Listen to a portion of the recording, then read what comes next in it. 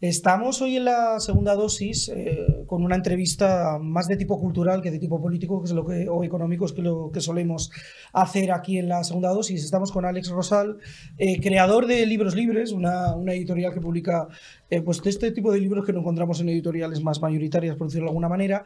Y en esta última obra, Despierta y combate a los bárbaros que arruinan tu vida, se centra en eso tan manido, pero que, bueno, vamos a intentar averiguar qué es. Seguro que han oído ustedes hablar de ello, que es la guerra cultural, la batalla cultural. Pues arranco así, que es la guerra cultural. Alex, muchas gracias lo primero por estar. Muchas gracias, David, a ti por invitarme. Bueno, mucha gente se pregunta, David, justamente cómo hemos podido llegar, sobre todo aquí en España, pero también en otros países, en Venezuela, en otros muchos países, también en Argentina, cómo hemos podido llegar a esta situación, ¿no? ¿Cómo hemos podido entrar en el precipicio? ¿Cómo hemos podido entrar en esta dinámica de deterioro, no solo político, económico, social, de división, de mal rollo en definitiva? Y la mayoría de la gente yo creo que lo atribuye a la cuestión política, pero la cuestión política realmente es la última fase de justamente esto que hablamos de la guerra cultural, ¿no? Decía Gramsci, el fundador del Partido Comunista Italiano, que para conseguir el poder total, el poder absoluto, el poder verdadero, primero hay que ganar una serie de batallas en el mundo de la educación, en el mundo de los medios de comunicación, de la cultura, de la intelectualidad. O sea, primero hay que ir conformando la mente de las personas, hay que ir atrapando de alguna manera la mente de las personas para luego que la fase política, la consecución del poder político sea casi lo más fácil, ¿no? Y es lo que estamos viviendo ahora mismo. O sea, desgraciadamente hay muchos españoles que ahora se tiran los pelos de la cabeza, ¿no? Y se preguntan, bueno, pero ¿qué hemos hecho y qué hemos podido hacer, ¿no? Y yo creo que lo mal que hemos hecho casi todos, los que tenemos un cierto sentido común o queremos que nuestro país vaya por otros derroteros, es que hemos delegado nuestra responsabilidad en otros, en este caso en los políticos, ¿no? Y hemos pensado que simplemente votando cada 4 años, pues ya más o menos ya habíamos cumplido o ya hemos cumplido como ciudadanos. Y desgraciadamente, si los bárbaros avanzan extendiendo el mal, es porque la gente con sentido común, lo que yo llamo los buenos, los hombres y mujeres, buenas personas con cordura que quieren hacer las cosas bien, no hemos sabido presentar batalla en estas pequeñas guerras, ya desde el punto de vista cultural, mediático, literario, publicitario, etcétera, etcétera, y hemos dejado que durante décadas se vaya conformando a la opinión pública hasta llegar a donde hemos llegado. Claro, hablas de, bueno, del punto de partida hasta nuestra situación actual, pero uno pensaría, visto desde la distancia, caray, en una época en la que los medios de comunicación, ya no hablo de los medios de comunicación de masa, sino los que utilizamos los propios ciudadanos, las tan manidas redes sociales, uno es capaz de conectarse con alguien que está en la otra parte del mundo con una facilidad que hace 40 años parecería ciencia ficción. Tendería a pensar que con todo ese entorno sería mucho más fácil que la sociedad civil estuviese mucho más activa de lo que está. Debería ser así, pero desgraciadamente, o sea, los bárbaros utilizan sobre todo 2 herramientas, muchas más, ¿no?, para tener controlada a la sociedad y tenerla dormida. Uno es la dictadura de la distracción permanente y la otra es el pánico, el crear miedo. Si te fijas, David, durante muchas décadas hemos estado discutiendo si el nuevo totalitarismo que íbamos a tener en el siglo XXI iba a ser un totalitarismo del estilo Orwell, con su novela 1984, o sea, un totalitarismo brutal a lo nazi o a lo soviético, ¿no? En donde hay cárcel y campo de concentración y donde hay realmente coerción física, ¿no? O bien iba a ser tipo Huxley con El mundo feliz, que iba a ser otro tipo de totalitarismo más bien blando, podríamos decir. Más sutil, más astuto, en donde casi no te das cuenta que te están controlando, que te están sometiendo, pero todo eso hecho con la era de la distracción, con la dictadura de distracción. Si nos fijamos, pasamos gran parte de nuestro tiempo distraídos con las memes, con los vídeos, con las aplicaciones, con los juegos, y al final, si sumamos las 8 horas que tenemos para dormir, las 8 horas que tenemos para trabajar, 4 horas para el transporte, la comida, la cena, el aseo, el deporte, apenas nos queda 4 horas para ver un poco la televisión o para estar con nuestra familia, hacer algún hobby y poco más. Y entonces, en esta era o esta dictadura de la distracción es lo que estamos ahora sometidos. Si a eso le sumamos las políticas de miedo y de pánico que nos van generando para que estemos como corderitos tranquilos, el poder absoluto, los bárbaros, nos tienen completamente atenazados, ¿no?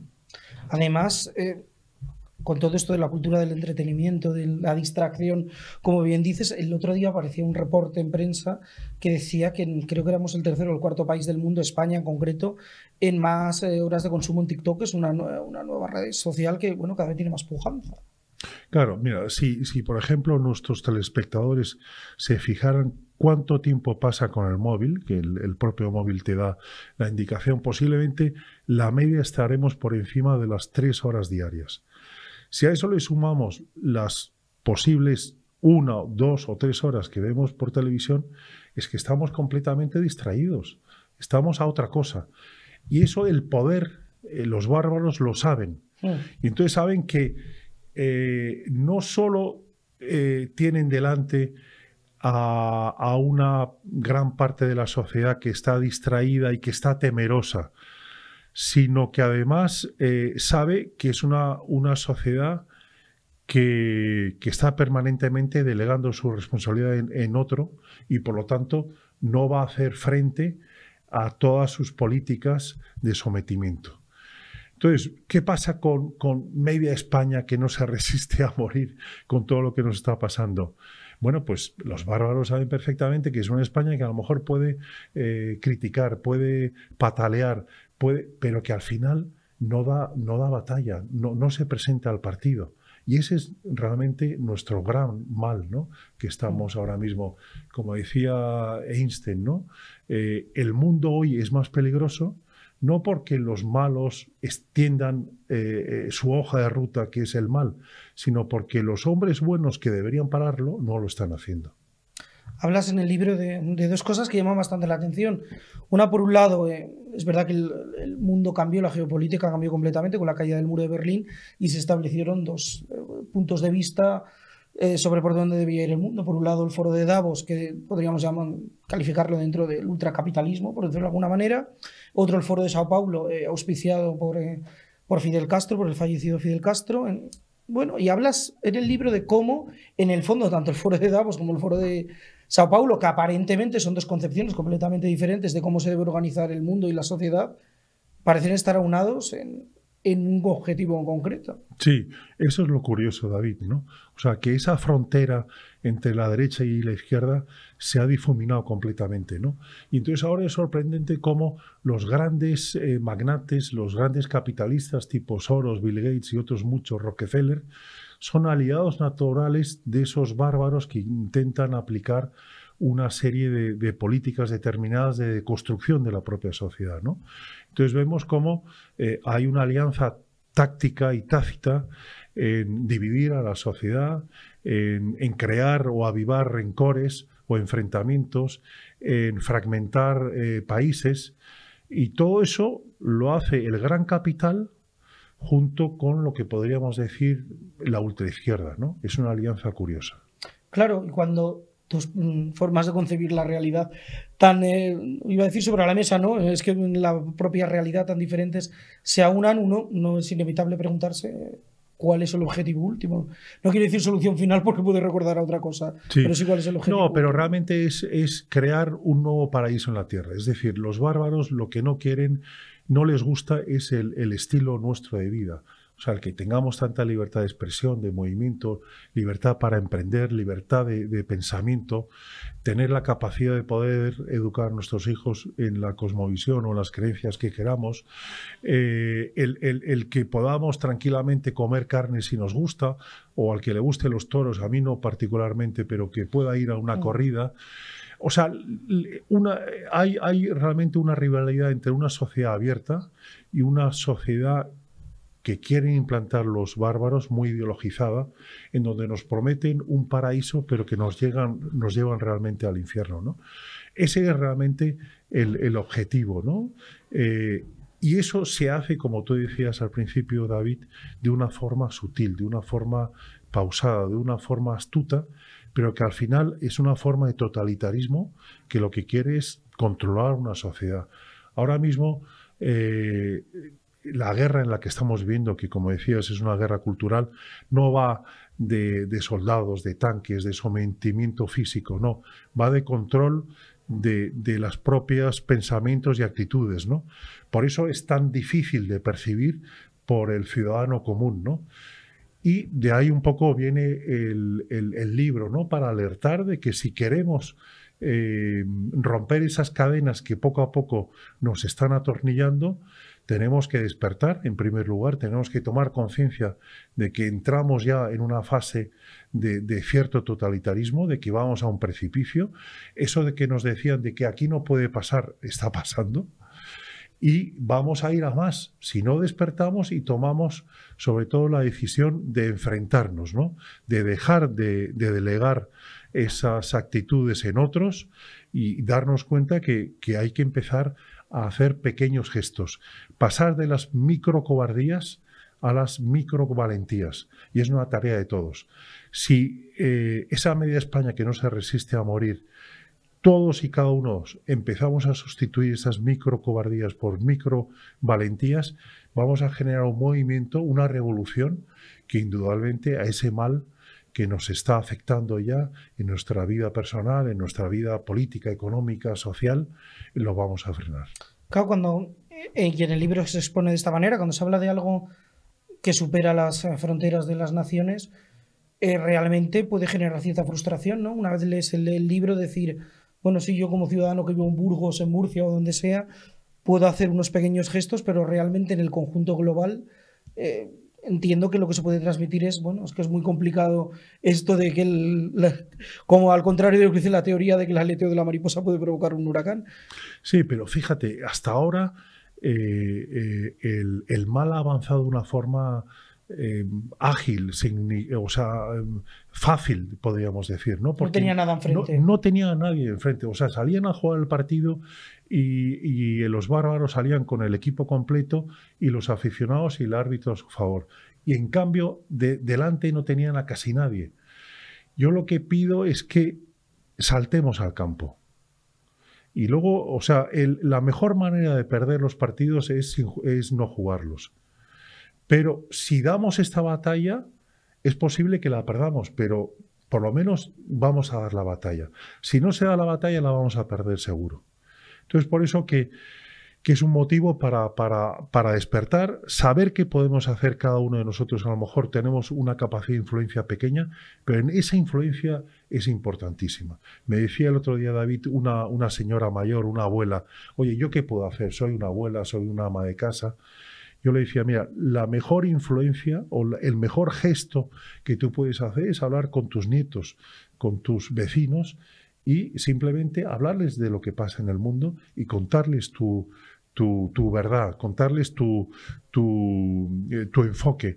Y lo que tú le cuentes tiene más influencia, lo que tú le digas como abuela tiene más influencia que lo que escuchen tus nietos en la televisión o en la radio, ¿no? Eso, por ejemplo, que es un pequeño gesto, es importantísimo. Claro, además, es verdad que como con los marcos del debate, esto lo cuentas muy bien en el libro, no es que se hayan desdibujado, es que a veces hay asuntos en los que ni siquiera está bien visto o permitido el debate. Claro, esto me lleva a una parte del libro en el que hablas de la famosa ventana de Overton, que ya se ha convertido en un tópico, que yo creo que ya ni la gente que tiene ni idea de Overton la citan constantemente. Bueno, yo leía el libro y digo, es que situaciones en concreto, no en todas, pero hay algunas que ya no es que se haya ampliado la ventana, es que directamente han dejado el boquete y que entre todo, ¿no? Sí, pero eso es justamente porque no hay nadie detrás. Al final, la democracia es un juego de presión.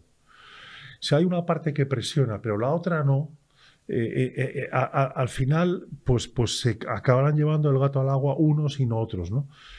Nuestro problema está en que estamos todo el día quejándonos, todo el día criticando, todo el día amenazando con hacer algo sin hacerlo y no estamos dando la batalla.